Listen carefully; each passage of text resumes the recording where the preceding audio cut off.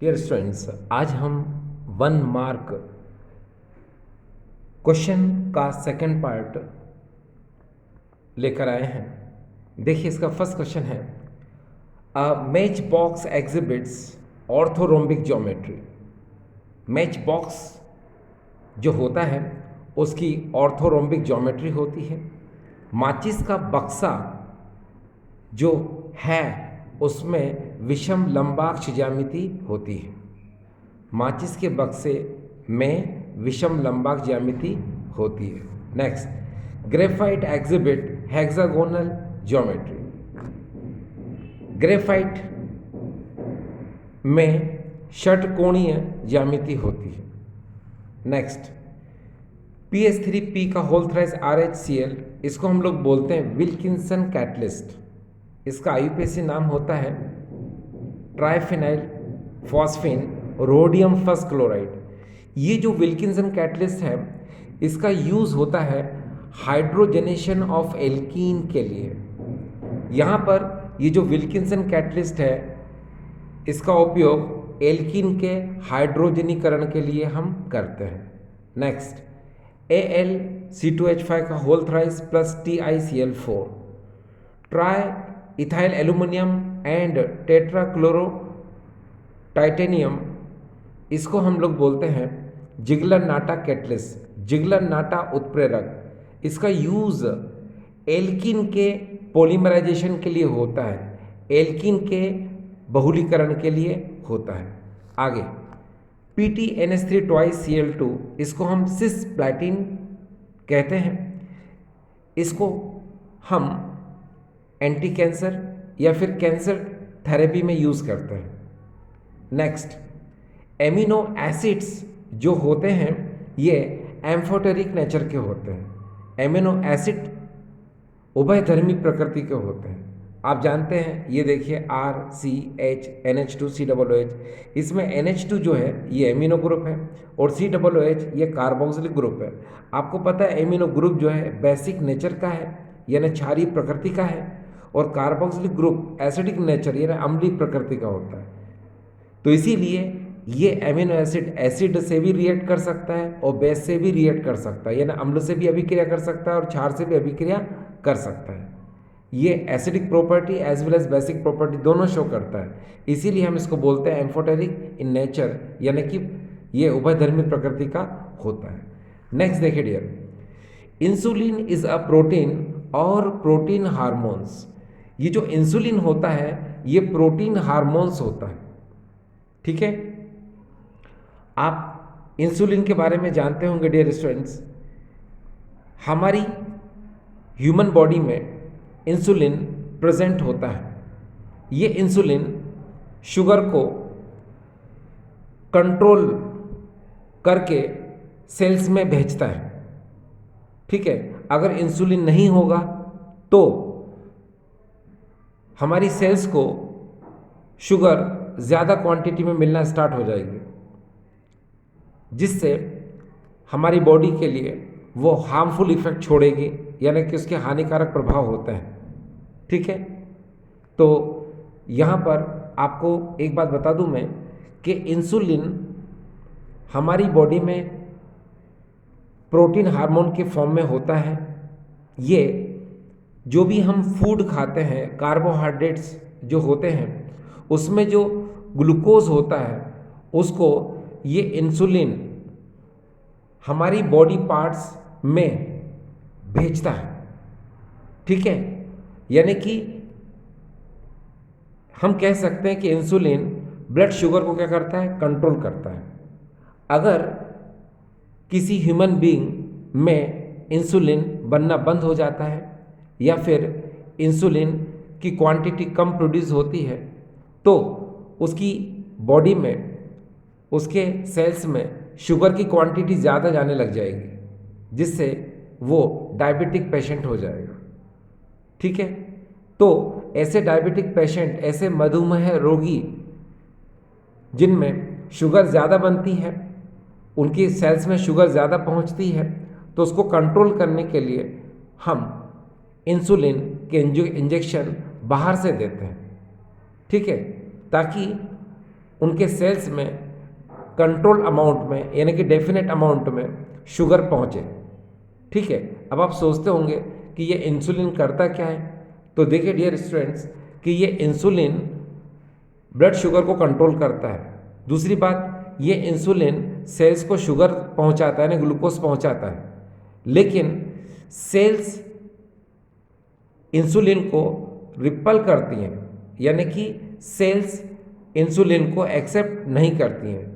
ठीक है, सिर्फ सेल्स जो है ग्लूकोज को क्या करती हैं, एक्सेप्ट करती हैं। ठीक है, तो इसीलिए आपको ये समझ में आ रहा होगा। आपको बस इतनी सी बात ध्यान रखना है डियर स्टूडेंट्स कि इंसुलिन ब्लड शुगर को कंट्रोल करता है और सेल्स को प्रॉपर अमाउंट में जितनी शुगर चाहिए होती है उसको ये इंसुलिन पहुंचाता है। बस इतना याद रखिए। ठीक है, चलिए हम आगे चलते हैं।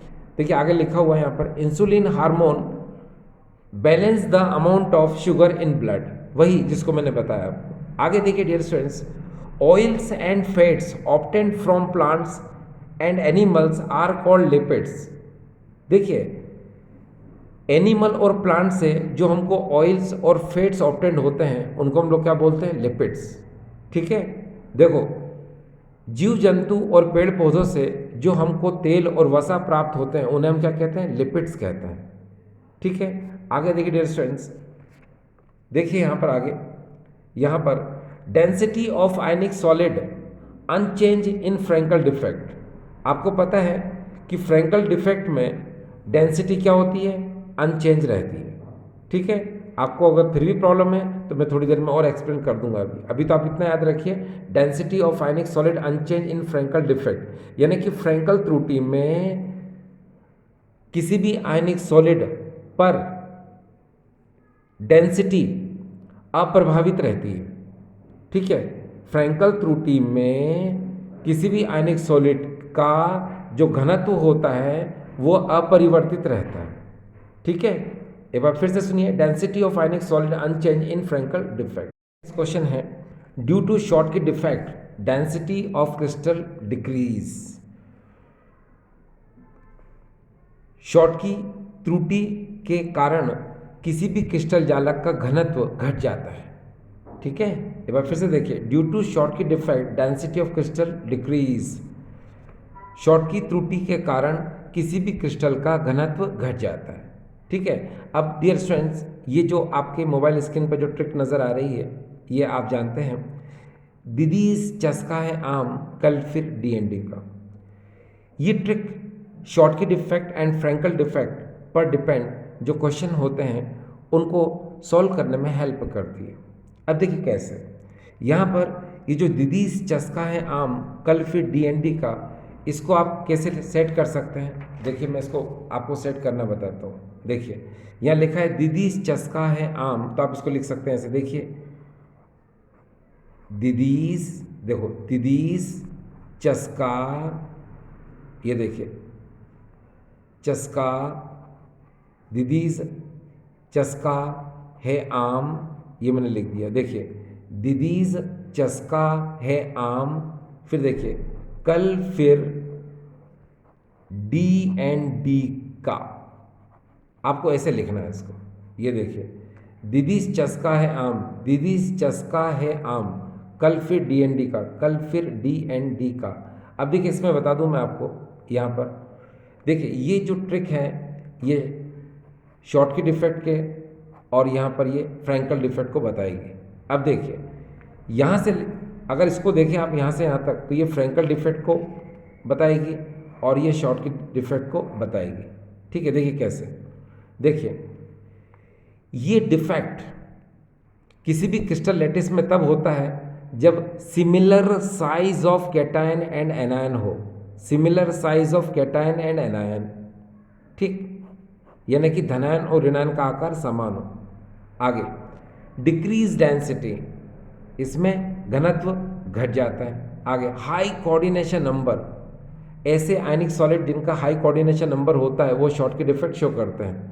ऐसे आयनिक ठोस जिनकी उच्च समन्वय संख्या होती है वो शॉर्टकी त्रुटि दर्शाते हैं। आगे हैलाइड ऑफ अल्कली मेटल, ये इसके क्या हो जाएंगे एग्जाम्पल, यानी कि अल्कली मेटल के जो हैलाइड है वो इसके एग्जाम्पल हो जाएंगे। क्षारीय धातुओं के जो हैलाइड हैं वो इस शॉर्ट की त्रुटि के क्या हो जाएंगे, उदाहरण हो जाएंगे। ठीक, आगे देखिए। अब हम बात करेंगे फ्रैंकल डिफेक्ट की। तो देखिए, different size of cation and anion, इसमें कैटायन और एनायन का आकार क्या होगा, अलग अलग होगा।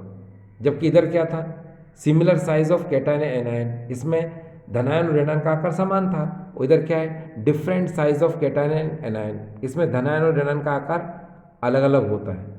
ऐसे कह सकते हैं कि एनायन के कंपेरिजन में कैटायन का साइज बहुत छोटा होता है, ऋणायन की तुलना में धनायन का आकार इसमें बहुत छोटा होता है। आगे, नो चेंज इन डेंसिटी, इसमें डेंसिटी में क्या होता है, कोई चेंज नहीं होता, इसका घनत्व क्या रहता है, अप्रभावित। जबकि इधर क्या है, डिक्रीज द डेंसिटी, इसमें घनत्व घट जाता है।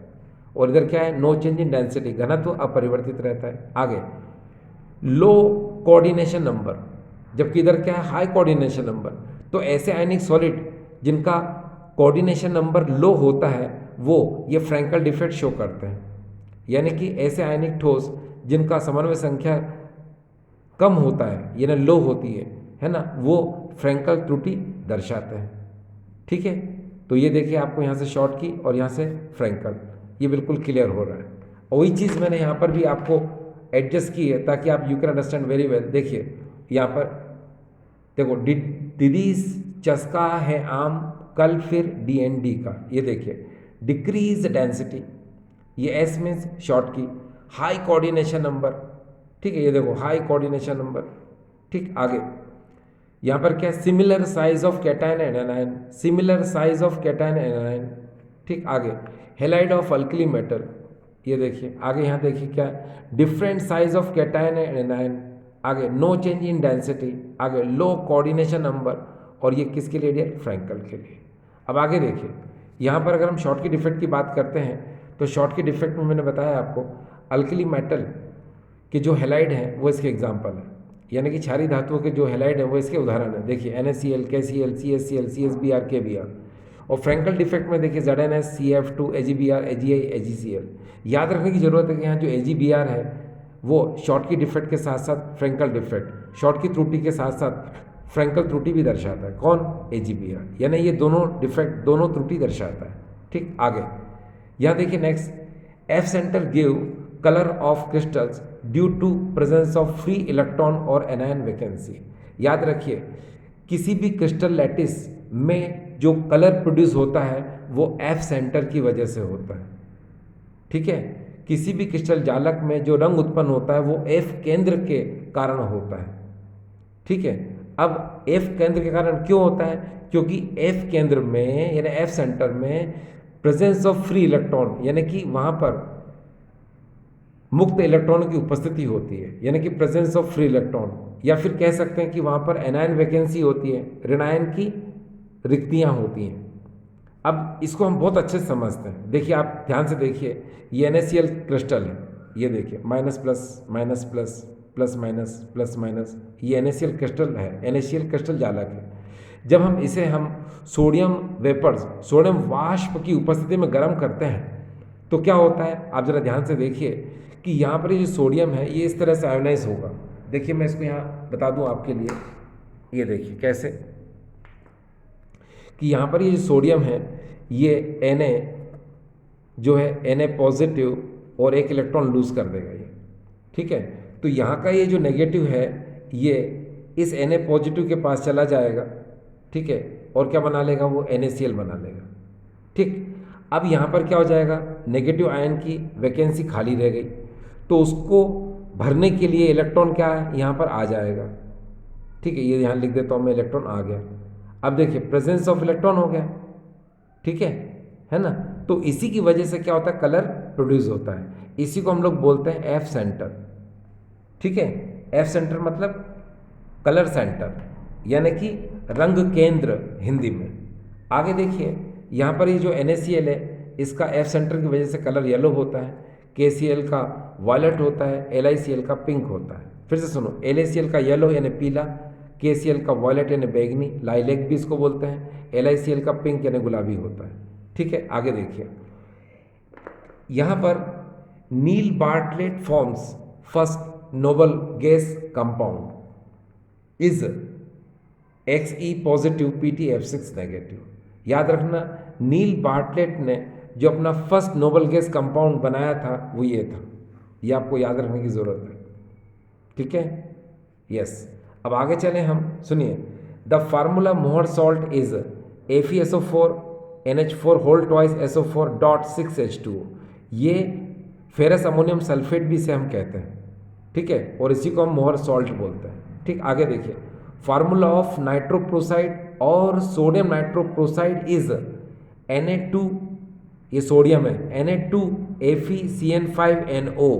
इसका IUPAC नाम देखिए यहाँ पर क्या होगा, सोडियम पेंटासाइनो नाइट्रोसिल फेरेट सेकेंड। ये इसका IUPAC नाम भी आपको यहाँ समझ में आ रहा होगा। 16th number question, EDTA ethylene diamine tetra acetate ion. ये जो EDTA है इसका कंप्लीट नेम है ethylene diamine tetra acetate ion.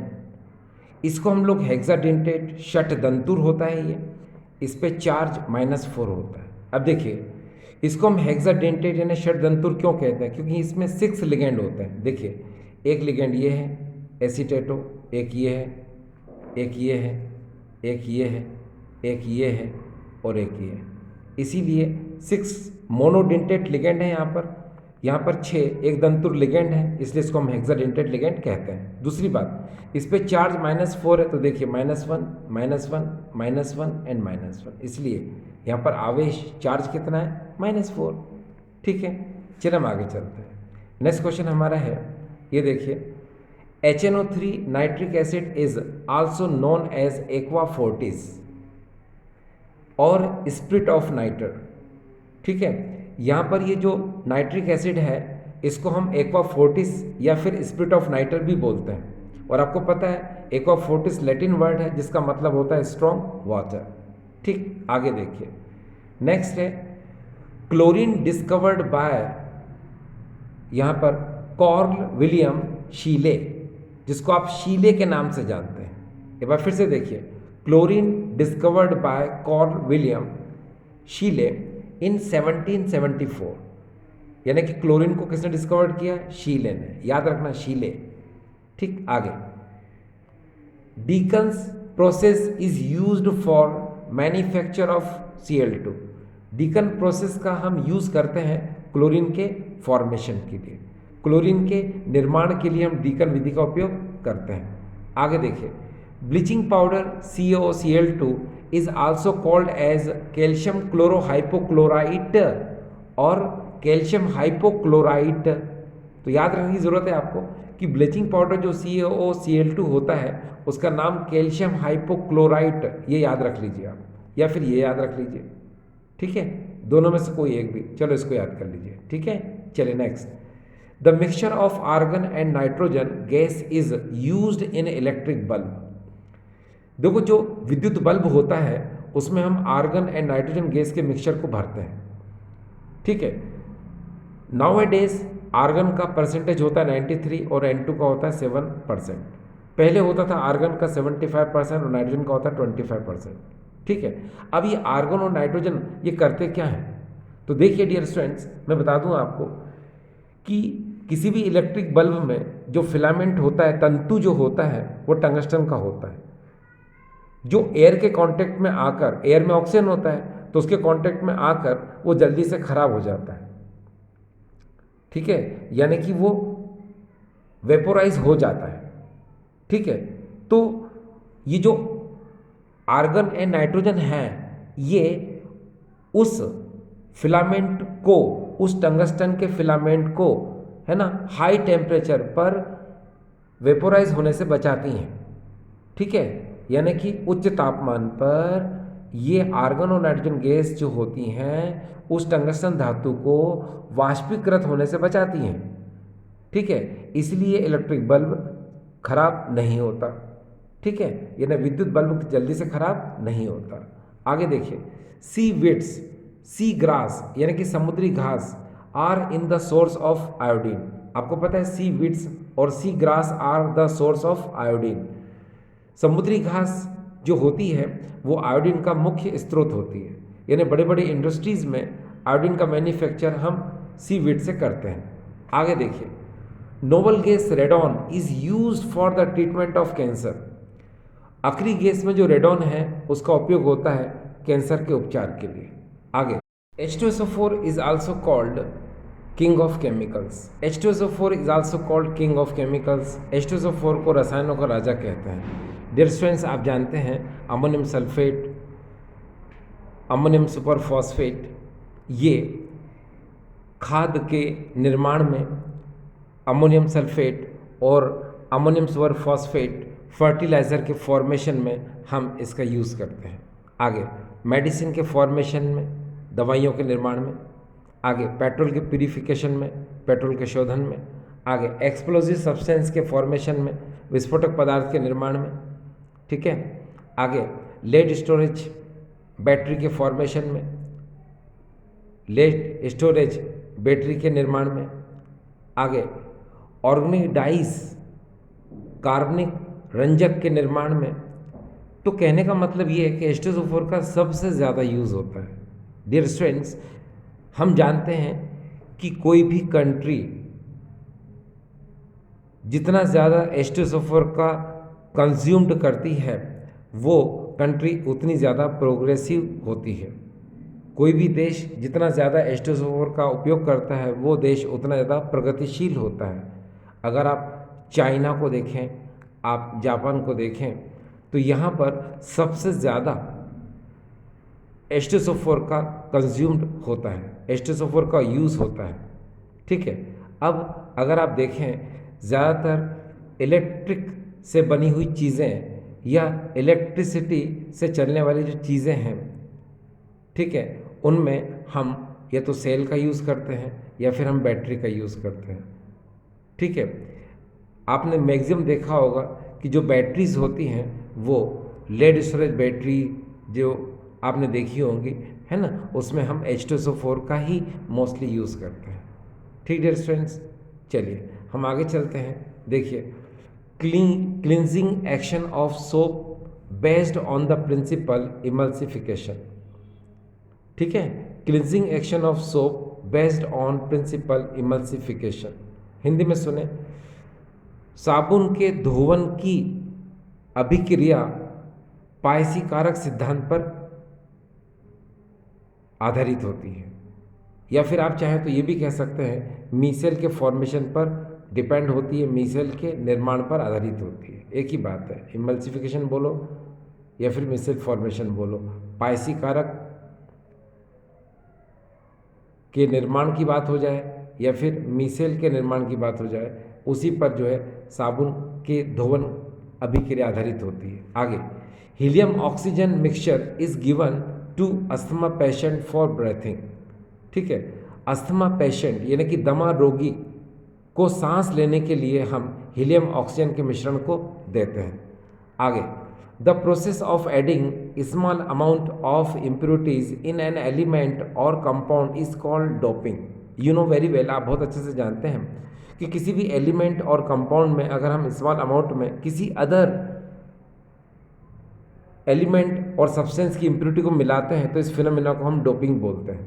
आप जानते हैं silicon bad conductor of heat and electricity होता है, लेकिन अगर उसमें हम किसी अदर एलिमेंट की इम्प्योरिटी मिला दें, जैसे अगर हम 15 ग्रुप के एलिमेंट की इम्प्योरिटी मिला दें या फिर अगर हम उसमें 13 ग्रुप के एलिमेंट की इम्प्योरिटी मिला दें, ठीक है, तो वो सिलिकॉन जो है वो सेमीकंडक्टर में कन्वर्ट हो